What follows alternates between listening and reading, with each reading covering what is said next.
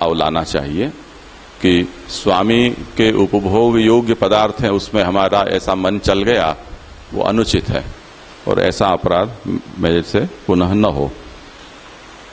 आगे उसी बात का विवरण है, इसलिए उसका हम आगे नहीं ले रहे हैं। तो नमतम देव देवस्य साम्य भुक्त समर्पणम, इसका विवेचन यहां संपन्न हुआ। हाँ, अब बीट और गाजर मूली है इसका। जी अभी जो लास्ट जो समझाया वो बराबर समझ नहीं आया, तो जरा समझाएंगे अभी। वो वस्त्र आदि का कुछ बताया ना आपने। हाँ, हम अपने लिए क्लेरिफिकेशन नहीं हुआ। बल्क क्वांटिटी में कुछ लेकर आए, बल्क क्वांटिटी में हम अपने लिए कुछ लेकर आए। उसमें से हमने ये सोचा कि इस समय मुझे इसमें से इतनी चीज वस्तु की उपयोगिता है, उसे हमें प्रभु को समर्पित करके उसका उपयोग हमने कर लिया। अब जो बचा है वो भुक्त शेष हुआ, क्योंकि हमने उसका उपयोग कर लिया है। प्रभु ने भी किया है तो प्रभु का भी भुक्त शेष है, और उसके बाद हमने भी कर लिया है तो हमारा भी वो भुक्त शेष हुआ।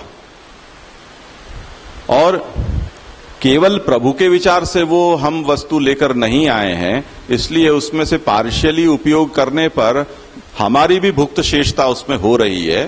पुरुषोत्तम जी को ऐसा लग रहा है। पर इस विषय में परंपरा ऐसी भी है, ये विचार की अपेक्षा रखे ऐसा मुद्दा है कि कई वस्तु ऐसी होती है, जैसे हमारे अनाज का भंडार है, वो एक साथ हम लेकर आते हैं। अब समय बदल गया है, अब इतनी साल भर का अनाज तो कोई बहुत ही कंजूस हो वही भरता होगा, पर सामान्यतः लोग चाहिए उतना थोड़ा थोड़ा ले लेते हैं। पर जो भी लेते हैं वो एक दिन में यूटिलाइज हो जाए या एक समय में हो, उतना तो नहीं लेते हैं, संग्रह तो करते ही हैं। पर उसमें हमारा ये प्राथमिक विचार है कि ये प्रभु का है, प्रभु के लिए है, उसके बाद हम हैं। पर कभी किसी वस्तु की आकस्मिक आवश्यकता आ पड़ी जिसमें केवल हमारा ही उपयोग हमारे मन में है, उसमें से अपन ने कुछ अंश वहां प्रभु को समर्पित किया और उसका उपयोग हम कर रहे हैं, तो बाकी का है वो भी हमारा ही भुक्त शेष हो गया। ऐसा श्री पुरुषोत्तम जी का अभिप्राय है। पर और जो पदार्थ हैं उनके बारे में ऐसा नहीं है। जैसे अचार ही है, वो सिद्ध वस्तु है। हम ये सोचें कि और सब तो कच्ची वस्तु है, उसके बारे में हम ऐसा न भी सोचें, पर कई सिद्ध वस्तुएं होती हैं। वैष्णव के यहाँ पता नहीं क्या होता होगा, पर जैसे सामान्यतया परंपरागत सेवा का क्रम होता है, उसमें ठाकुर जी का नित्य का वारा कहा जाता है, कि जिसमें ठाकुर जी को बंटा में, मंगल भोग में, अनवसर में कोई निश्चित सामग्री अंगीकार होती है। वो सामग्री ऐसी होती है कि वो रोज रोज सिद्ध नहीं हो पाती है। वो हमें एक दिन की अधिक सामग्री एक साथ कर कर रखनी होती है।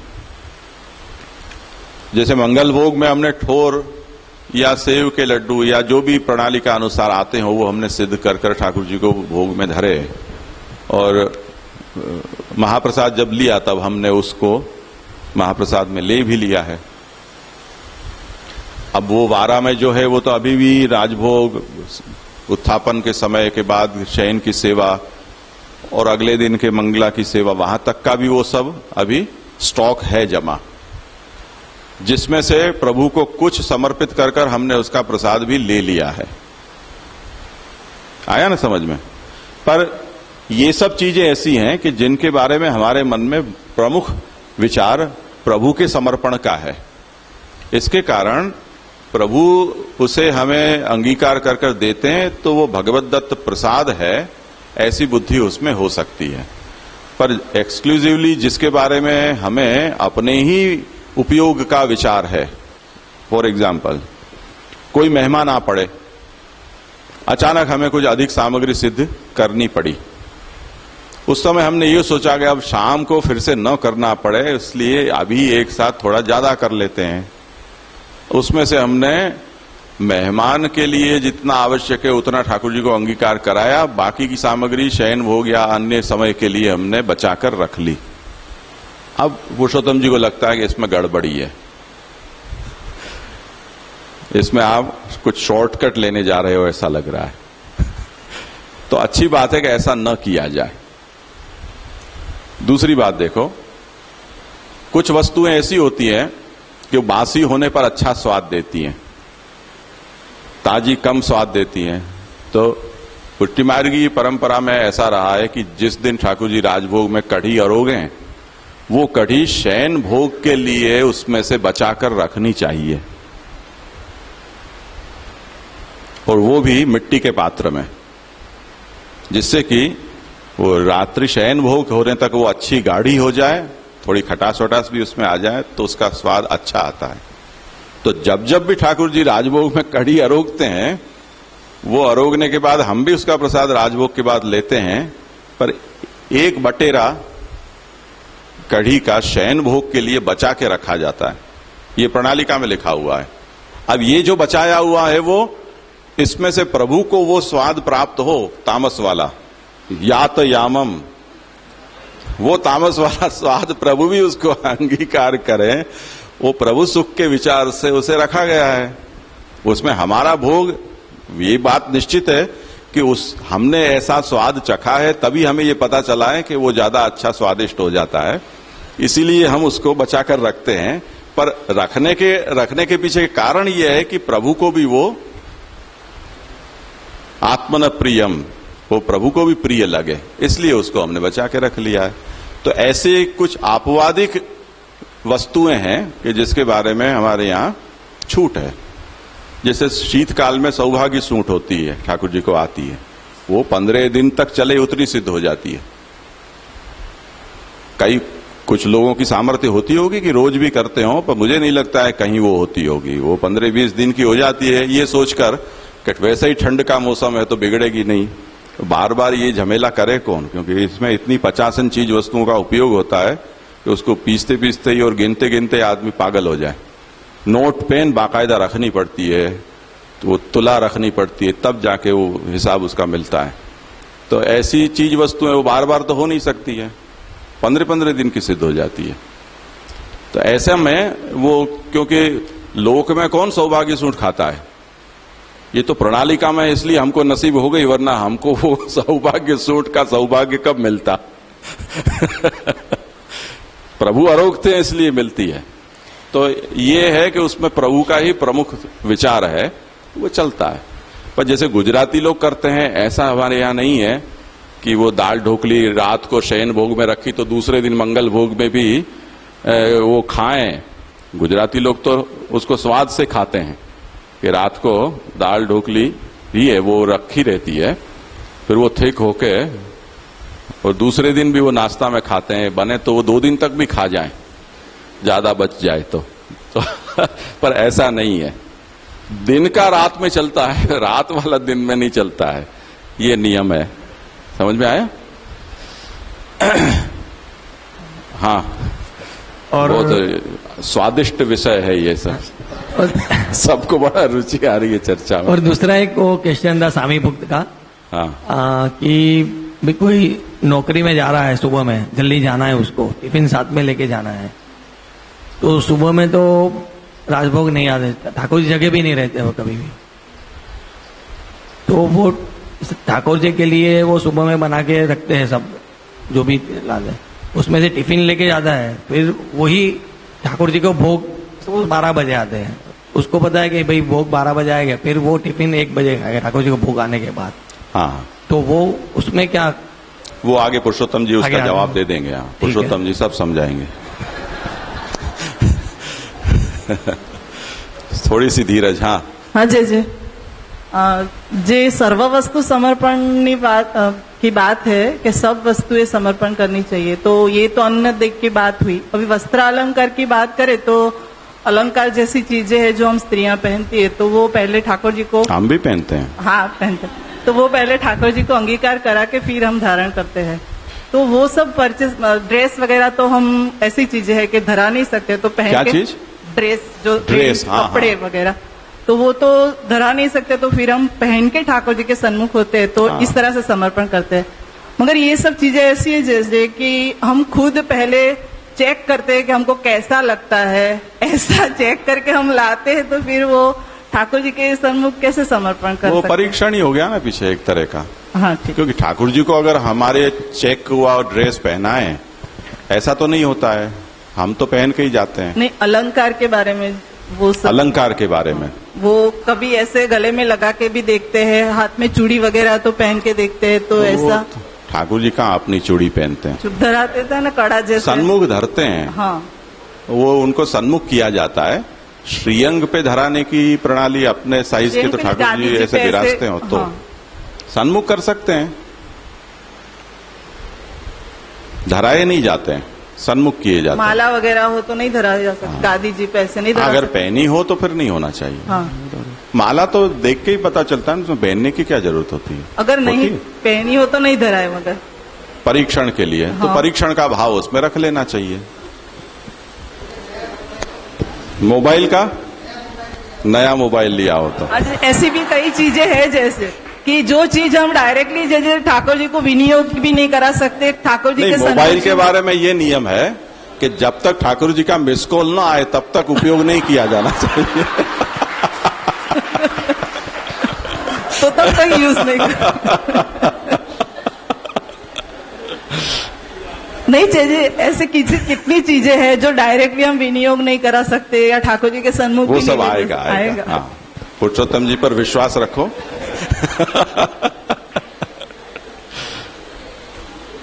मुझे लगता है आगे का श्लोक लें उससे पहले थोड़ा आप लोगों को हाथ पांव छुट्टे करने हो तो कर लें। आपका एक प्रश्न है तो ले लो, कब से पूछना चाह रहे हैं। जैसे हम लोगों का जो असमर्मित का त्याग की बात चल रही है, तो इसके पहले हमको अपने ठाकुर जी के संबंध के बारे में भी देखना चाहिए कि वो हमारे स्वामी हैं, हम उनके दास हैं। अब इसमें जैसे जो छोटी छोटी चीजें उठ रही हैं कि मोबाइल और ये दाल भूस या कुछ चीजें ऐसी आ रही हैं जो हम खुद स्वयं के उपभोग के लिए करते हैं, तो अगर हम दैन्यता पूर्वक ठाकुर के समक्ष जाते हैं कि ठाकुर आपकी आज्ञा चाहिए, इसका हम उपभोग करना चाहते हैं, वो फॉर एग्जाम्पल हम अपने वस्त्र के लिए या कुछ सामान ऐसे हैं जो हम अपने उपभोग के लिए ले रहे हैं, तो अगर ठाकुर के सन्मुख जा रहे हैं और उनसे आज्ञा विनती दैनता पूर्ण कर रहे हैं कि आपकी आज्ञा हो तो यू कर ले, तो मेरे हिसाब से अगर इस तरह परिप्रेक्ष्य में देखें तो कई सवाल समाधान हो सकते हैं। हाँ, समाधान हो सकते हैं, सही बात है। 5-10 मिनट बाद वापस बैठे। एक सवाल मतलब अभी पूछ लूं फिर, जैसे आपने कही थी कि अपन हाँ मतलब अन्य को मतलब अपनी निवेदित वस्तु को अपन प्रभु को अंगीकार करवावे, अन्य की दी भई वस्तु अपन नहीं अंगीकार करवाएंगे, मतलब हमें अपनी सत्ता नहीं है तो प्रभु को अपन समर्पित नहीं करेंगे, क्योंकि वो अपनी सत्ता की वस्तु नहीं है और अपनी सत्ता की नहीं हो वैसे वो निवेदित भी नहीं है। अब जैसे फ्री की वस्तु है, क्या फ्री में आई भाई, फ्री? हाँ, एक खरीदी और एक आके बाद हाँ, एक के ऊपर एक, या तो वाह विषय में वो जो फ्री वस्तु है वो तो हमारे हक की है। हक की अगर है। वो भूल जाए देना तो हम मांग के लेंगे, ऐसा थोड़ी छोड़ेंगे उसको। कपड़े ले और थैली भी ना दे तब भी मांग लेते हैं, और एक की नहीं साग साथ में लेना है उसकी दूसरी थैली भी मांग लेते हैं।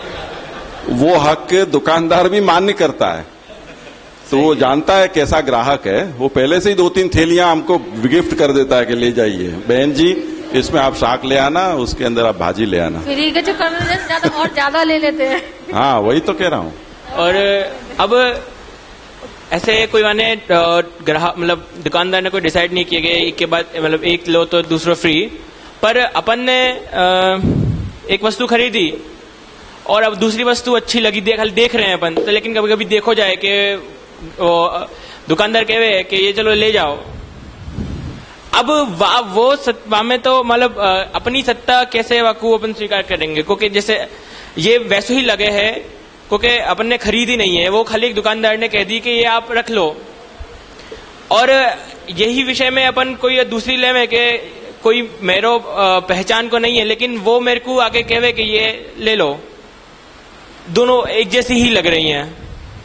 अपन जब दूसरे कोई अनजान के देवेसु अपन वो नहीं लेंगे, अपन वो नहीं समर्पित करेंगे, तो वो दुकानदार जो कह रहे हो कि ये चलो आप ले जाओ और अपन ले भी ले, में अगर अच्छी लग रही है अपन लोगों को देख रहे हैं और अच्छी लग रही है, दुकानदार ने कि आप चलो रख लो याकू, तो वो अपन भी वस्तु ले सकें या नहीं? आपके पास आ गई और उसके ऊपर किसी का दावा नहीं है तो वो आपकी है। नहीं तो फिर ऐसे तो फिर अपन जैसे ठाकुर जी को अपन कोई की जैसे ली भई वस्तु कोई अपन के लिए लायो, मतलब वाने अपन वा को जान भी नहीं रहे हैं और वाने वो वस्तु दी अपन को और वाने अपनो हक छोड़ दियो पर वाने दी तो वो अपन ले सके और वो वस्तु फिर ठाकुर जी को। क्राइटेरिया ये है कि अपनो स्वामित्व है कि नहीं, कौन ने दी है, कहां से आई है, वो इम्पोर्टेंट नहीं है। चोरी नहीं की होनी चाहिए। और पुराने समय में उधारी भी नहीं चलती थी, पर अब आज तो पूरा जगत ही उधार पे चल रहा, तो फिर वो कोई अब वो भी दोष रहे नहीं। तो उधार नहीं हो पुराने समय के हिसाब से, और ऐसे किसी की हड़प न ली हो, चोरी न की हो, तो कर सकते हैं। ऐसी तरह से अगर हमने किसी से ब्राइब ली हो या ऐसा जो द्रव्य हो, वो भी ठाकुर जी के लायक नहीं माना जाता है। यानी जो अनीति से प्राप्त वस्तु हो या द्रव्य हो। अब आज हिंदुस्तान में तो जो ब्राइब है वो लीगल है। चिदम्बरम ने ही कहा था एक बार, जो अपने यहाँ के फाइनेंस मिनिस्टर थे, कि जो ये क्या कहते हैं उसको, घूस, जो घूस ली दी जाती है उसे भी हमें कानून के दायरे में ला देना चाहिए, जिससे कि टैक्स हमें सरकार को उसका नुकसान न हो। तो ये अब इतनी प्रसिद्ध हो गई है वस्तु के, उसमें अब दोष मानना कि नहीं मानना, पर शास्त्र के हिसाब से ऐसे अनैतिक जो भी द्रव्य हैं वो सेवा के लायक नहीं होते, उसका नहीं करना चाहिए। एक वर्णाश्रम से जुड़ो पे थोड़ा प्रश्न है कि शास्त्र ने कह दिए कि ब्राह्मण के कर्म क्षत्रिय के ये हैं, वाने सब एक व्यवहार बताया और उन्होंने बहुत कछु शास्त्र ने बताए हैं। अब वो अपन देख रहे हैं कि वो पीढ़ी ब्राह्मण है या जो भी है वो कर्म नहीं कर रही है। अब वो जाते जाते हुए बिल्कुल जो 8वीं 9वीं पीढ़ी में वो कोई भी कर्म वो एक जो ब्राह्मण को है, ब्राह्मण संध्या वंदन आदि या यज्ञ पवित्र आदि वो कर्म अब वो नहीं कर रहे हो है। तो जैसे तो वाकु अब वर्णाश्रम के न करवे के दोष वाकु नहीं लगेंगे क्या? शास्त्र ने तो कहिए भाई तुमको करना है, पर अब वाकई पीढ़ी में नहीं है और वो नहीं कर रहे हो है, वाकई दोष तो आपको लगेंगे ही, क्योंकि शास्त्र तो विधान कर देवेगा वो तुमको करने ही है। अब वो कोई कारण तया वो नहीं कर रहे हो है, या जैसे अपनी पीढ़ी के लुप्त हो गई है वाकई ये प्रक्रिया, तो क्या वो वाकू अब कछु नहीं होएगा? वो वह शास्त्र की जो प्रमाण है वो वहां में काम नहीं करेंगे वह आदमी के लिए? ऐसा तो ऐसा तो नहीं होएगा। ऐसा नहीं हो, पर वो सब दोष ब्रह्म संबंध के बाद सेवा में प्रतिबंधक नहीं रहते हैं। सेवा को अधिकार दुर्ब्राह्मण को भी है। तात्पर्य ये भक्ति मार्ग से आपको कोई लेनो देनो नहीं है, भुगतना होगा, वो तो कर्म के हिसाब से सबको भुगतना है, भुगेंगे। भक्ति मार्ग के साथ ये आपको कोई संबंध नहीं है। मतलब ये केवल सेवा के विषय में वो अपन को बाधा नहीं करेगा। हाँ, और वाकई अतिरिक्त अपन लौकिक आदि में मन जा रहे हो तो वो सब अपन को एक हानि पहुंचावेगा। हाँ, और सेवा में तो प्रभु आप सेवा तो अंगीकार कर ही लेंगे। हाँ, लेकिन वाकई अतिरिक्त लौकिक में अपन ने देख रहे हैं अब नहीं कर रहे हैं, तो वो वह समय में वो आके दोष बढ़ेंगे और वो फिर प्रभु इच्छा होए तो शायद जल्दी वो भी दोष हटवा दें, या पर वाकई दोष तब भी लगेंगे। खाली सेवा समय में वो दोष वो खाली बाधा नहीं करेंगे इतने हैं, पर लेकिन वो हम जैसे अंदर हैं और वो बढ़ेंगे ही अगर वो प्रभु से अतिरिक्त समय में लौकिक में मन लगा रहे हो तो, और वो बढ़ावे कोई अपने दोष को। हाँ, हो सके ऐसा, वो तो सही। थोड़ी देर बाद बैठे वापस।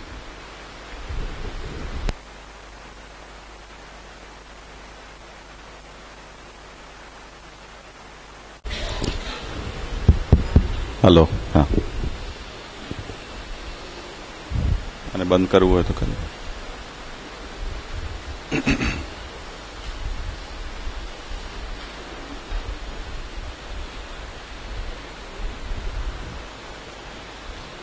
आज सिद्धांत रहस्य के चतुर्थ दिवसीय प्रातःकालीन सत्र में नमतम देव देवस्य साम्य भुक्त समर्पणम, ये जो भगवान ने कहा उसके ऊपर श्री पुरुषोत्तम जी के विवरण से हमने विचार किया। आगे, एवं दूषित संसर्ग निषेधम उक्त्वा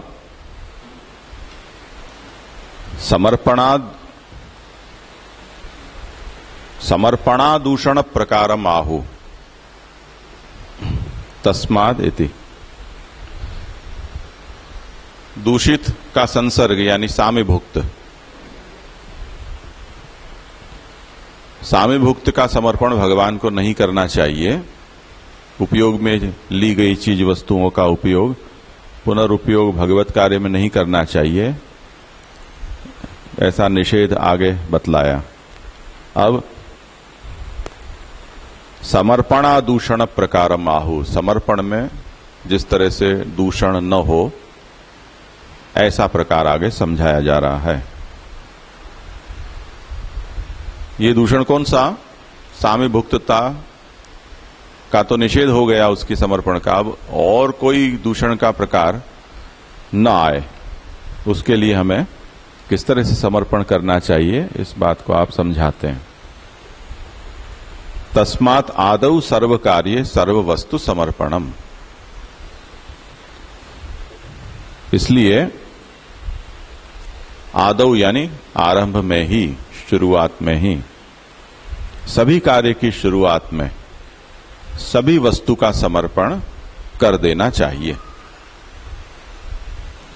यानी आरंभ में ही समर्पण कर दिया गया तो साम्यभुक्तता के दोष की यहां प्रसक्ति नहीं होगी।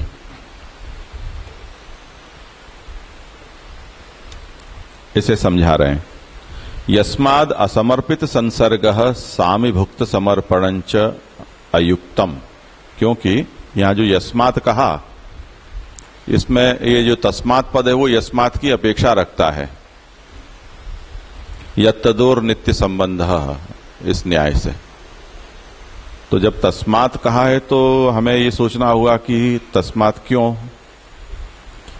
क्योंकि असमर्पित का संसर्ग यह भी ठीक नहीं है और साम्यभुक्त का समर्पण यह भी उचित नहीं है।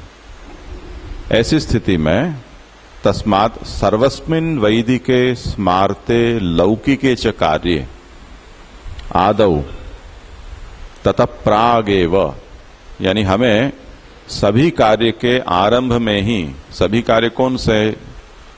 तो वैदिक हो सकते हैं कार्य, स्मार्त कार्य भी हो सकते हैं और लौकिक भी हो सकते हैं। अब वैदिक तो आज के जमाने में बच नहीं गए हैं, यानी वैदिक की दीक्षा तो अब कोई लेता नहीं है अग्निहोत्र की, तो अब बचे तो स्मार्त और लौकिक। थोड़े बहुत स्मार्त कर्म हम करते हैं जो नित्य नैमित्तिक कर्म के रूप में परंपरा से हमें प्राप्त हैं। वो स्मार्त कर्म कौन से हैं? वो संध्या, ब्रह्म यज्ञ, स्वाध्याय यज्ञ, नैमित्तिक कर्मों में संस्कार जो होते हैं, षोडश संस्कार, और पितृ संबंधी जो कर्म होते हैं उसमें नित्य तर्पण होता है और नैमित्तिक कर्म के रूप में श्राद्धादि कर्म होते हैं। ये सब कर्म स्मार्त कर्म कहे जाते हैं। स्मार्त यानी स्मृतियों में, पुराणों में कहे गए हैं, इस अर्थ में वो स्मार्त हैं। तो इनको तो अभी भी किया जाता है। तो सभी कार्य के आरंभ में सभी वस्तुओं का समर्पण, तो सभी कार्य कौन से? वैदिक, स्मार्त और लौकिक। लौकिक कार्य तो हम जानते ही हैं, जो हमारे लोक व्यवहारोपयोगी, परिवार संबंधी, व्यवसाय संबंधी जो सब कार्य होते हैं वो लौकिक कहे जाते हैं। ये सभी कार्यों को हमें समर्पण के दायरे में लाना है, इन्हें असमर्पित नहीं रहने देना है, प्रभु के साथ जोड़ना है। इसलिए प्रभु को समर्पण करने में दोष न आए और न करने पर असमर्पित का दोष हमारे भीतर न प्रविष्ट हो, इसलिए सभी कार्य के आरंभ में ही उनका समर्पण प्रभु में करना चाहिए। इसलिए कहा आदौ समर्पणम कार्यम। आदौ का मतलब ततः प्रागेव, हम उन कार्यों को करें उससे पहले ही उसे प्रभु के साथ जोड़ देना चाहिए। सर्वेषाम तत्र तत्र अपेक्षितानाम वस्तूनाम समर्पणम, आरंभ में ही उन कार्यों में जिन जिन चीजों की अपेक्षा है उन सभी को प्रभु के साथ जोड़ना चाहिए। यह ऐसा मतम है, यानी सम्मतम, यह सम्मत है, मान्य है। तत्प्रकारस्तु एवं प्रतिभाति। अब ये समर्पण किस प्रकार से किया जाना चाहिए, तो उसमें शास्त्र का एक प्रमाण वचन आप यहां देते हैं। अब हम क्योंकि शास्त्र हमें बताए उससे पहले ही ये सब समर्पण को देखते करते आए हैं, इसलिए उन वचनों को अभी हम यहां नहीं ले रहे हैं। पर इन वचनों में ये कहा गया है, आप पृष्ठ बदलना होगा शायद,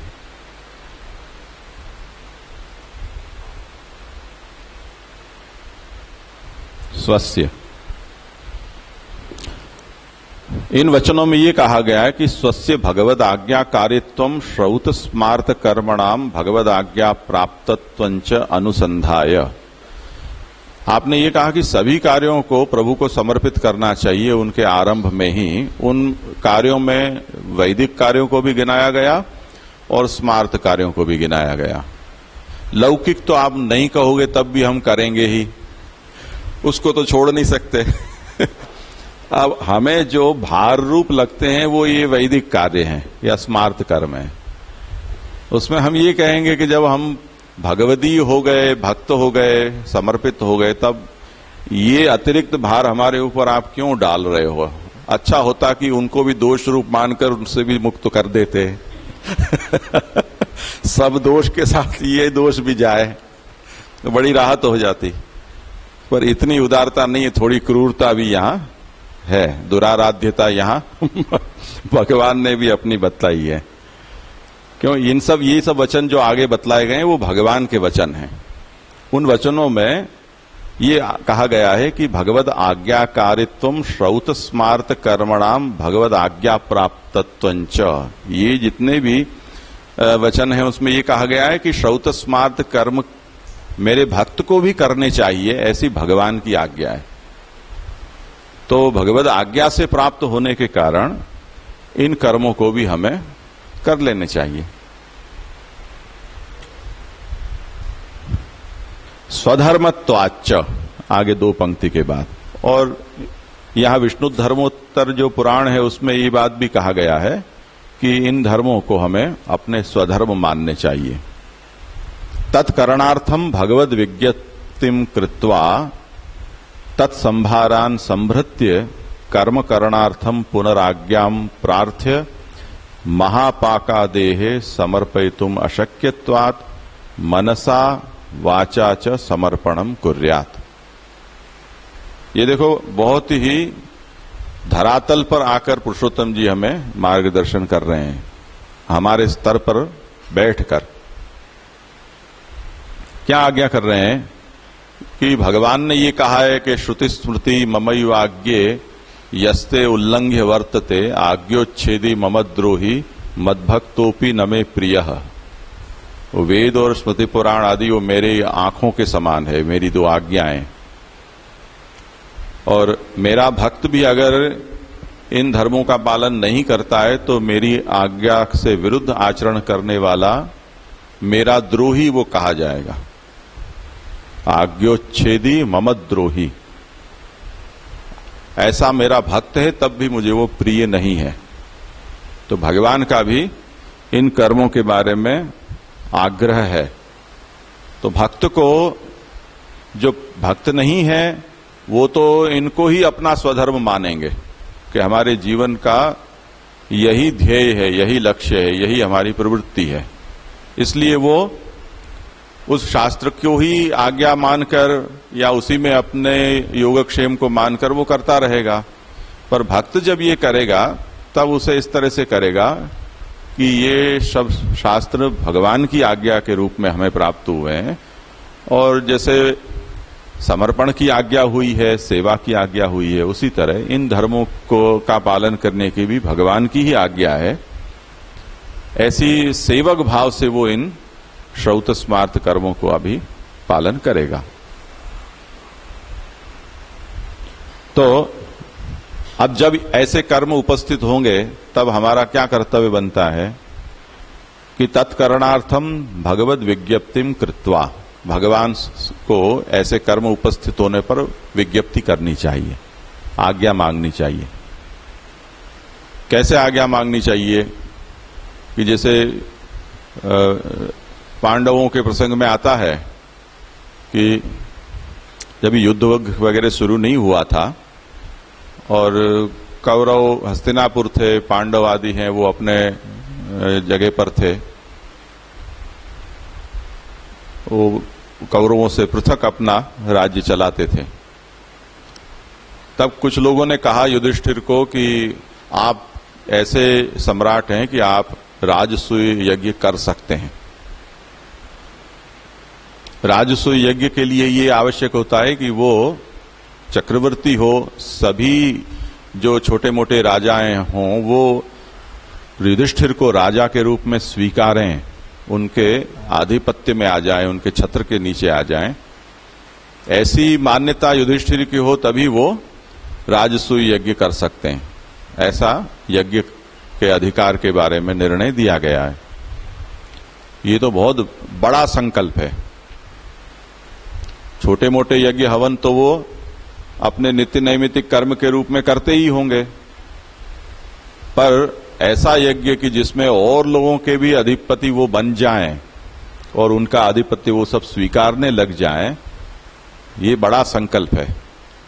तो युधिष्ठिर को लगा कि ये सब लोग खुशामद तो मेरी कर रहे हैं, गुजराती में कहते चढ़ा ना जाड़े चढ़ावू, ऐसे सब लोग मुझे खुशामद तो कर रहे हैं, पर सचमुच में इतना घोर कर्म करना भगवान को अभिप्रेत है कि नहीं। इसलिए युधिष्ठिर ने भगवान से आज्ञा मांगी कि ये सब लोग राजसूय यज्ञ करवाने के लिए मेरे पीछे पड़े हुए हैं, तो आप की क्या इस विषय में आज्ञा है। तब भगवान ने भी सम्मति दी। तब युधिष्ठिर ने ये कहा, यक्षे विभूतिर्भवतः तत्संपादयन प्रभो, मैं इस यज्ञों के द्वारा आपके विभूतियों की, विभूति रूप जो देवता हैं उनकी मैं यजन करना चाहता हूं, तो आप उनको आज्ञा दो कि वो मेरे यज्ञ में पधारें और मेरी जो आहुति है उनका वो स्वीकार करें। ये भगवद आज्ञा जब प्राप्त हुई तब युधिष्ठिर ने वो संकल्प किया और फिर वो यज्ञ का घोड़ा सब जगह दौड़ाया। इसलिए ये वैष्णव, वृद्ध वैष्णवों का ये व्यवहार है कि यद्यपि आवश्यक नहीं था फिर भी ऐसा कर्म उपस्थित हो तो भगवान की आज्ञा उसमें है कि नहीं, पहले उसे जान लेना चाहिए। इसी तरह हर छोटे मोटे कर्म जो हमें प्राप्त होते हों उससे पहले प्रभु की आज्ञा हमें ले लेनी चाहिए, पर जो उचित हो। हर किसी कर्म का मतलब, कोई सकाम कर्म की इच्छा हो गई कि भी पुत्र कामेष्टि यज्ञ करना है, कारीरी यज्ञ करना है, या शत्रु मारण के लिए शेन याग करना है, या किसी के ऊपर मूठ मारनी है, अभिचार प्रयोग करना है, तो ऐसे सब जो सकाम और निंदित निषिद्ध भी है शास्त्र में, तो कई तरह के कर्म बतलाए गए हैं, पर उनके लिए भगवान को परिश्रम देने की जरूरत नहीं है। उनकी आज्ञा लेना वो उचित नहीं है। तो तत्करणार्थम भगवद विज्ञप्तिम कृत्वा, भगवान को विज्ञप्ति करनी चाहिए और उसके बाद तत्संभारान संभृत्य, वो यज्ञादि कर्म में जिन जिन चीजों की आवश्यकता हो उनको इकट्ठा करो।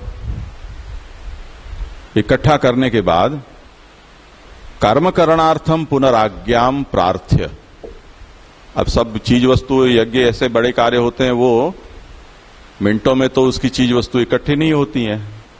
आप लोगों ने यहां देखा होगा कि जब यज्ञोपवीत संस्कार हुआ तब कितनी वस्तुएं इकट्ठी करनी पड़ी थी। जिन्होंने, जो कर्म कराने वाले थे संस्कार, उन्होंने लिस्ट भेजी, उनमें से कई चीजों के नाम भी पता नहीं थे लोगों को।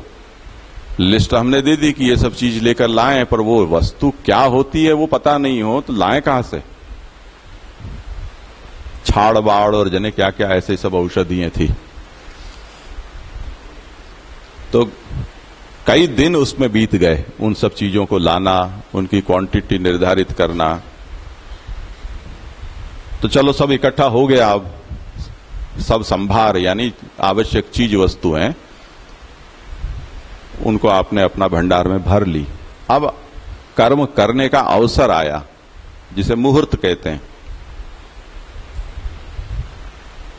तब पुनराज्ञाम प्रार्थ्य, अब जब आप विधि में बैठ रहे हो तब नाक घिसकर प्रभु को दंडवत करके आज्ञा लेकर उसके बाद बैठो। महापाका देहे समर्पयितुम अशक्यत्वात् मनसा वाचा च समर्पणम कुर्यात्।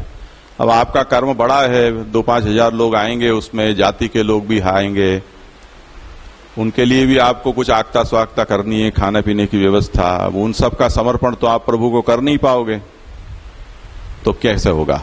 वो सब असमर्पित रहेगा, वो नहीं रहेगा अगर आप प्रभु की उसके विषय में भी आज्ञा ले लें। वो आज्ञा मानसिक भी हो सकती है और वाचिक भी हो सकती है, यानी मन में ही प्रभु का स्मरण करके आप उस कार्य को कर रहे हैं तो वो पूरा का पूरा कार्य समर्पित हो गया। और ये भी परंपरा है अपने यहां कि जैसे विवाह आदि प्रसंग हमारे यहां आए तो सबसे पहली कुमकुम पत्रिका अपने ठाकुर जी के चरणों में हम धरते हैं और उसके बाद और कुछ कार्य शुरू होता है। तो वो पूरा का पूरा जो प्रसंग है वो प्रभु को समर्पित हो गया। ये अपने यहां की परंपरा है।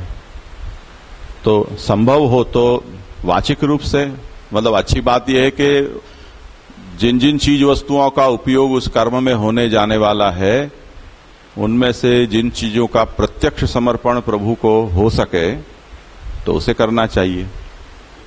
अगर न हो सके तो वाचिक विज्ञप्ति करनी चाहिए। अचानक कोई वस्तु आ जाए कि भी प्रभु अनवसर में विराज रहे हैं और अब कहां प्रभु को उठाएं जगाएं, ऐसे अनवसर में कैसे प्रभु को विज्ञप्ति करें? तो मन से भी प्रभु का स्मरण करके उस व्यवहार को कर डालना चाहिए। जैसे घंटे भर विलंब हो गया आपके प्रोसेशन को निकलने में और बैंड पार्टी वाले कह रहे हैं कि हमने पहले तो 10,000 तय किए थे पर 5,000 एक्स्ट्रा होंगे। अब हमारा पहले जो संकल्प था वो तो 10 का था, 5 एक्स्ट्रा, उसके लिए प्रभु को क्या जगाएंगे हम कि अभी रुक जाओ, उत्थापन होंगे तब पूछ के और पीछे हम 5,000 आपको देंगे, तब तक दूसरे 5 और बढ़ जाएंगे। तो ऐसा नहीं, उस समय आप मन से ही प्रभु का स्मरण करके वो पूरा व्यवहार है उसको आप, गुजराती में कहते हैं टाढ़ा पानी खस जाए, उसको आप कर छूटो। यानी अपने कार्य के लिए प्रभु को परेशान करने की जरूरत नहीं है, उतनी सूझबूझ हमें होनी चाहिए।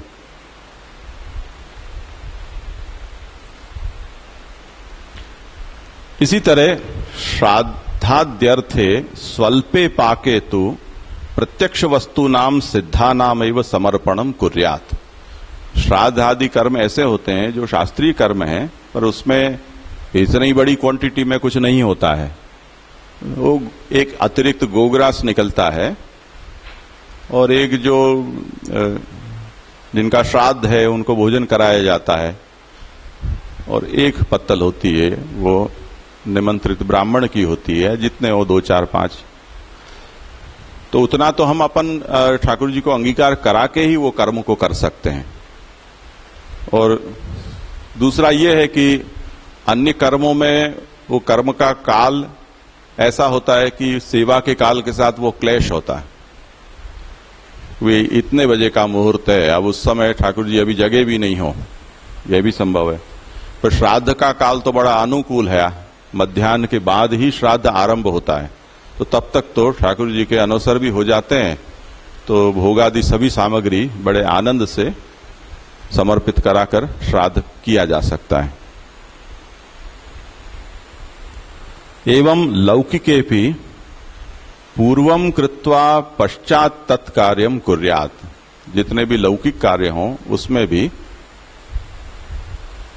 आग्रह यह है कि पहले समर्पण हो, उसके बाद उन कार्यों को किया जाए। पहले विज्ञप्ति हो, उसके बाद किया जाए, चाहे मानसिक हो चाहे वाचिक हो। गौण कल्पतया बाद में भी किया जा सकता है, यानी बैंड पार्टी वाले ने जो अतिरिक्त मांगा उसकी इंफॉर्मेशन जब भी ठाकुर जी के उत्थापन हुए उस समय जाके ठाकुर जी को दी जा सकती है कि पहले ऐसा था पर अब ऐसा हुआ, ऐसा करना पड़ा। ऐसे लोक में भी होता है कि विवाह आदि कर्म में कई लोगों को काम बांट दिया जाता है, पहले जो तय हो गया है वो उसकी इंफॉर्मेशन बड़ों को रहती है, तो बाद में जो हेर फेर होता है वो अपने स्तर पर वो निपटा लेते हैं और बाद में उसकी जानकारी देते हैं। तो ये आगे और पीछे दोनों तरह से हो सकता है। पहले उनको जताकर किया जाए ये उत्तम पक्ष है, और करने के बाद विज्ञप्ति की जाए ऐसा भी किया जा सकता है, ये भी शिष्ट व्यवहार है, ऐसा इसका तात्पर्य है।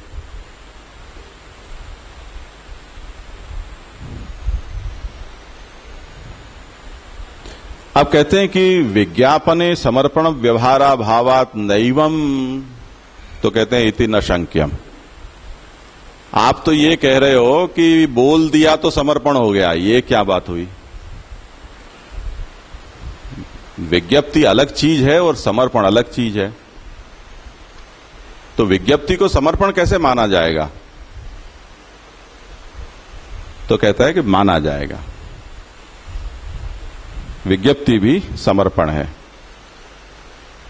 अब पुरुषोत्तम जी कहते हैं कि आप जो शब्द का प्रयोग करते हो वो शब्द जिस भाषा का है उस भाषा में उसके यूसेज तलाश कीजिए आप कि वो किन किन अर्थों में उसका प्रयोग होता है।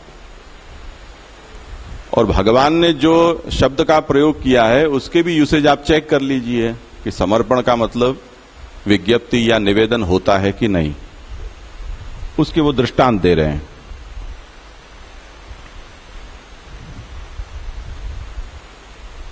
विज्ञापनम विशेषेण ज्ञापनम अर्थस्य सम्यक बोधनम इति यावत। विज्ञापन का मतलब विशेषेण ज्ञापनम, अच्छी तरह से किसी बात को कन्वे करना, किसी को कहना, इसका अर्थ होता है विज्ञापनम। अर्थस्य सम्यक बोधनम, विशेषण का मतलब क्या कि उसका अर्थ सामने वाले को समझ में आए उस तरह से उसे कहना, ये विशेष पद का मतलब हुआ। तत्र तु प्रयोगो दृश्यते, अब उसके दृष्टांत देते हैं कि कहां कहां विशेष रूप से उसके अर्थ तात्पर्य को समझाने के अर्थ में विज्ञापन शब्द का प्रयोग होता है, और उसी विज्ञप्ति के लिए समर्पण शब्द का भी प्रयोग होता है। समर्पकम इदम वाक्यम, ये एक फ्रेज है, इदम वाक्यम समर्पकम। अब वाक्य के लिए समर्पक पद का प्रयोग है। महाप्रभु का भी एक पॉपुलर फ्रेज है कि ब्रह्मवादे आनंदो ही आकार समर्पकः। ये बहुत प्रसिद्ध वचन है कि जब ब्रह्म को साकार कहा जाता है तो ब्रह्म को साकार कहने का मतलब क्या? तो शास्त्र ये कहता है कि जो आनंद है वो ब्रह्म का आकार का ज्ञापक है। आकार समर्पक का मतलब आकार का जताने वाला, यानी ब्रह्म का आनंद ही है वो आकार है। तो यहां पर जो आकार समर्पक शब्द का प्रयोग है वो वहां कोई थाल में सजा के कोई वस्तु सामने अरोगाने के लिए रख देनी उस अर्थ में नहीं है, वो उसको जताने वाला है, द्योतक है, ऐसा उसका मतलब होता है। इसीलिए यहां समर्प्यैव कार्यम ऐसा जब कहा गया है कि समर्पण करके ही करना चाहिए, तो समर्पण का मतलब जहां संभव हो वहां प्रत्यक्ष का वस्तु का समर्पण, जहां संभव न हो